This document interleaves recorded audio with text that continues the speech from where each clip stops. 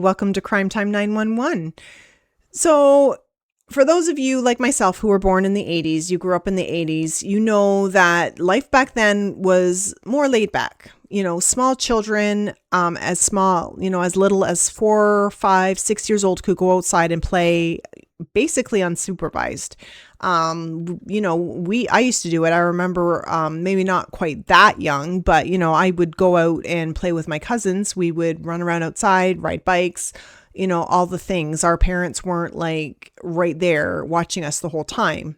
They knew that we were, they knew that we knew that we were allowed to stay in a certain area.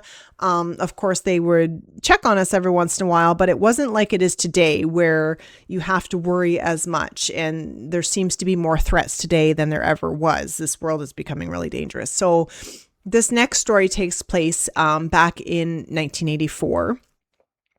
So on November 1st, 1984, it was an ordinary Thursday in Montreal, Quebec. It was the day after Halloween, so the city was sort of settling down, getting back into routine after all the trick-or-treaters going out the night before, maybe even some people vandalizing, like teens like to do sometimes, all that sort of stuff. It's a normal day, nothing unusual. Everybody's just doing their regular thing, going to work, going grocery shopping. Kids are playing outside, having fun.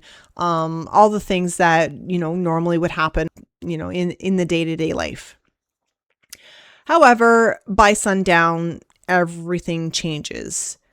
3 little boys end up vanishing within hours of each other. The ages of these little boys were 4, 8, and 12.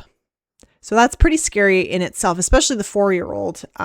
That's pretty scary that three boys went missing within hours of each other on the same night. Like, what is happening? What is going on here? This case becomes one of Quebec's most haunting cold cases ever, because even though 2 of the boys were found, one of them has still not been found to this day. So let's get into it a little bit more here. So like I said, 3 boys disappeared on the same day. I apologize. Even though I am Canadian, I don't speak French. So if I mispronounce any of these French names throughout this episode, I certainly apologize. I'm going to do my best. So we have Maurice Vines, who is the 4-year-old. He was from Central Sud. Wilton Lubin, who was the 12-year-old, he was from Hochelaga Maisonneuve. And Sebastian Metavier, who is the 8-year-old, was also from the same place as Wilton. So the 2 boys lived basically in the same area, and then Maurice was from a different area, I'm assuming somewhere close by though. So like I said, all 3 of these boys all vanished within hours of each other, which makes me question, like, how does somebody snatch one boy and then get away with it to the point where he goes and grabs 2 more? Like, that's unusual to me. I've never, in all of the in all of the true crimes that I've covered myself or even heard of, it's unusual or it's not common for a perpetrator to take multiple victims within hours of each other in the same day. If they're going to take multiple victims, they're going to, take them, in a group, or snatch 2 friends at the same time, or do one day and then maybe, a couple days later do the next, or you know what I mean? Like, it's weird to me anyways, in my opinion. This is a weird situation on like what was this person? Obviously I don't know what this person was thinking, but it's just weird. Let's just leave it at that.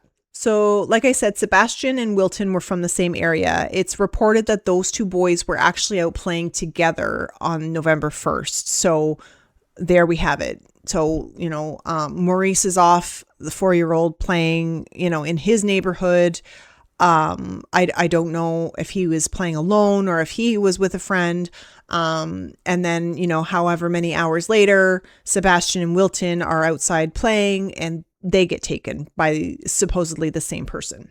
So let's start with Maurice. So Maurice is outside of his house. He's playing, having a good time, doing what 4-year-old little boys do. Maybe he's playing hide and seek with some friends. Maybe he's playing with his Tonka trucks and, Tonka dump trucks. I don't know if you grew up in the 80s, especially as a boy, you probably had those metal heavy duty Tonka trucks. I know my husband, I believe he actually still has some out in our garage or in our backyard somewhere. And these things, like, they don't make Tonka trucks today like they did back then. These things were metal. But anyway, so, maybe he's playing with that. Maybe he's riding his bike. Maybe he's, I don't know, skipping rope or playing hopscotch or whatever. He's out there having a good time as a 4-year-old little boy, not a care in the world, just, doing what he wants to do, having a good time before his mom eventually, calls him in for maybe dinner or, bath or bedtime or whatever the case may be. So eventually his family noticed that he was gone. And, obviously that must have been panic stricken, especially again for such a young child, a 4-year-old, like he's barely just out of his toddler years. So the family begins searching immediately. They search everywhere and anywhere that they can, think of, and they can't find him anywhere. Because Maurice was so young, they didn't wait very long before they reported his disappearance to the police.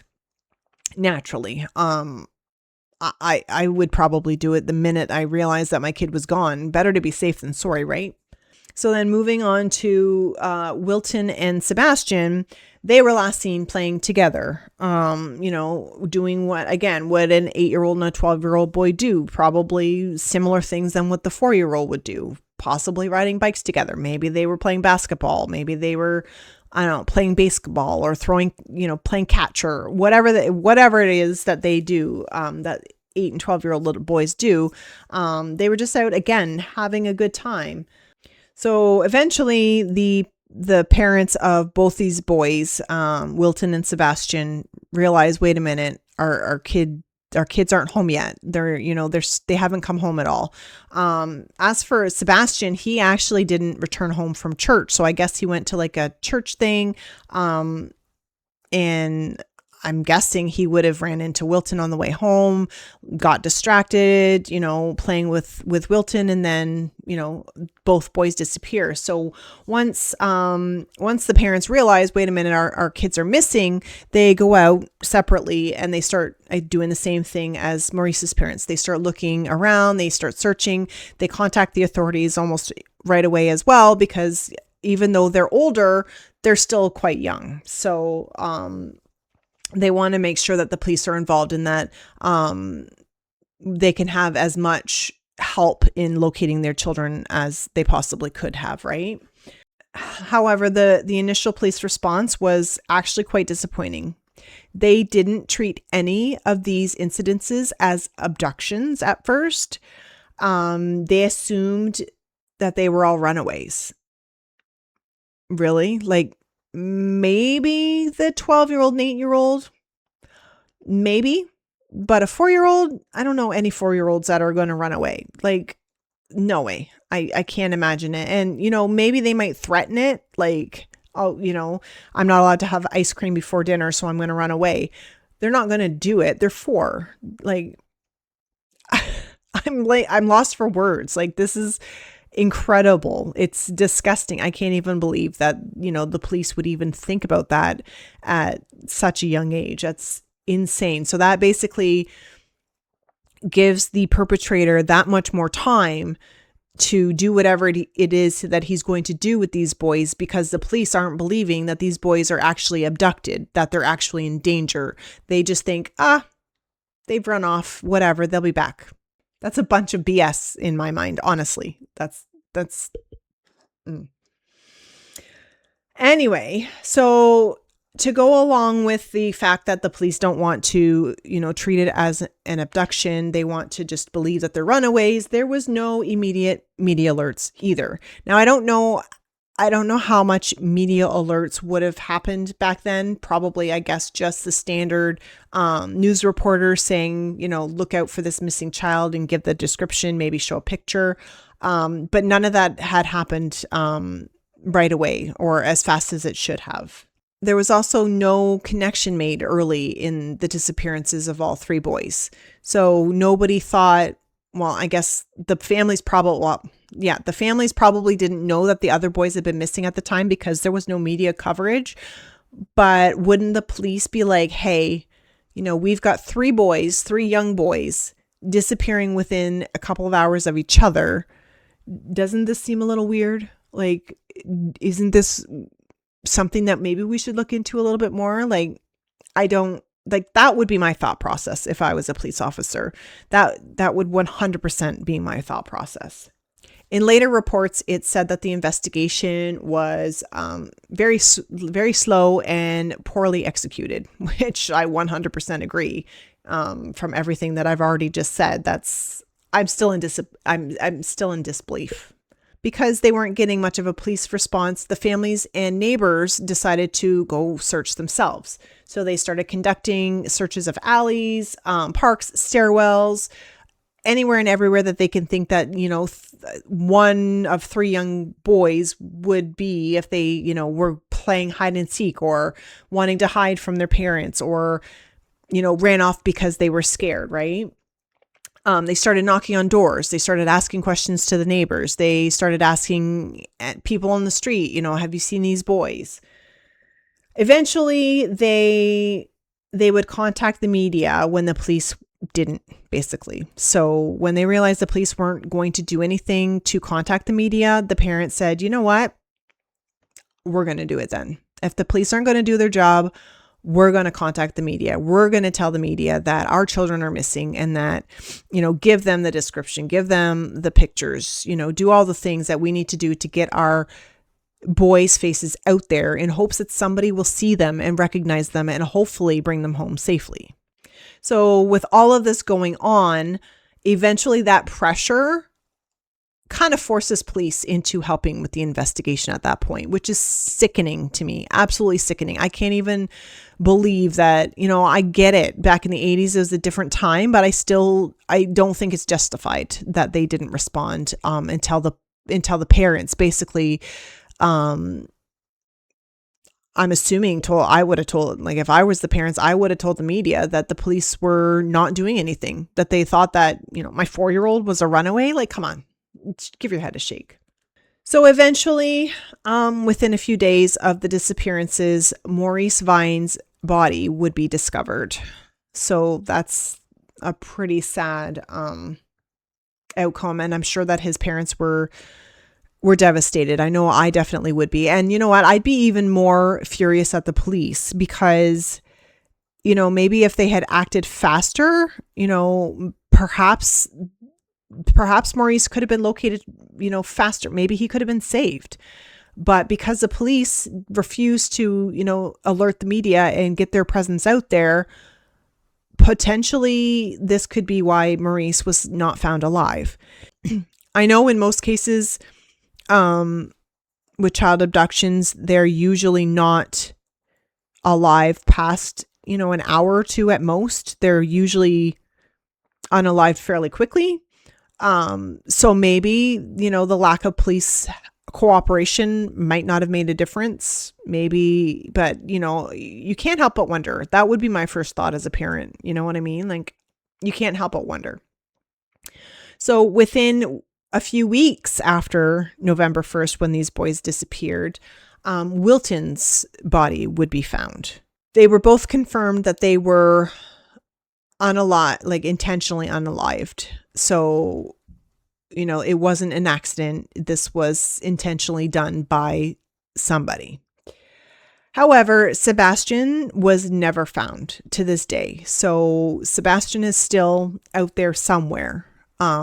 His remains are who knows where. So hopefully one day it, could bring some peace to the parents. Hopefully one day they'll find something. But yeah, I can't even imagine like almost 40 years later and your child is still missing. That's, I couldn't even imagine what, their parents must be going through. So there was many theories in regards to what happened to these boys. Was it a single perpetrator? Was it multiple people? The list goes on. So exploring these theories, let's start with the single perpetrator. So this was the most widely accepted theory because, again, the boys were all within the same vicinity. So it made more sense, especially with Wilton and Sebastian, right? Because they were together most likely. So I can't imagine that two different people would have taken them. And with Maurice being within, that same area, most likely, he's seen Maurice snatch that boy up. And then maybe while he was driving to whatever location he was going to bring Maurice to, he saw the other two boys and, grabbed them in an opportunity, or maybe he did whatever he was going to do with Maurice, and then his sick fantasies or whatever the hell weren't satisfied. So maybe he went hunting again. I don't know. Obviously, I'm speculating, but the single perpetrator theory makes the most sense to me, at least. There is also the multiple offenders theory, which was considered, but again, less likely. Like I said, it doesn't make as much sense. Perhaps maybe there was two. Maybe one person took Maurice and then another person took the other two boys. But I feel like that's a less likely situation. And then, of course, the stranger abduction. So somebody took them that the boys didn't know, which I'm assuming that's most likely the case, since there was nothing that I saw in public records. And again, correct me if I'm wrong, that indicated that it was any relation to any of the boys or anybody that the families might have known. I'm also assuming that even if that was the case, they might not have known, because there doesn't seem to be any suspects involved in this case at all. So that makes it hard too. If you don't know who you're looking for, how are you supposed to, bring justice for the family, get some closure for the family, right? So because Sebastian was never found, the last theory is that perhaps he was taken by somebody else because of the fact that he was never found. He was the only one not found. So, and I guess that sort of makes sense as well, but I don't know how I don't know how Wilton and Sebastian would have been taken by two different people since they were together. That's the part that I have have a hard time wrapping my head around. So unless they maybe were playing together and then went their separate ways to go home, and then one perpetrator that took Maurice took Wilton as well, and then it just so happened that another sadistic piece of garbage was in the area and took Sebastian and buried him in a different location, maybe took him to a different province, maybe I don't even know. But that's sort of the theory, that possibly Sebastian was taken by somebody else, only because his remains were never found. So what do you think about this case? Please leave your thoughts in the comments below. And as always, don't forget to hit that follow button so you don't miss any episodes. Thank you for listening to Crime Time 911. Stay safe, stay curious, and remember to always trust your gut.